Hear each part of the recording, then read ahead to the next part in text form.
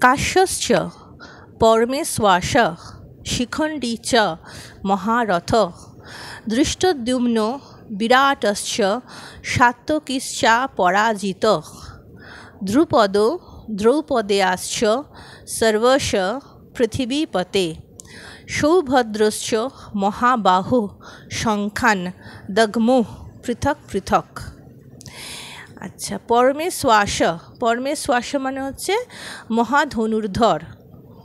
আর সাত্যকীশ্চা পরাজিত, একে সন্ধি বিচ্ছেদ করলে আমরা পাবো সাত্যকী চ অপরাজিত।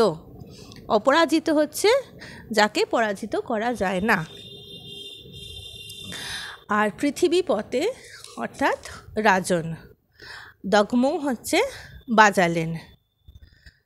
সর্বস্ব মানে হচ্ছে সব দিক থেকে।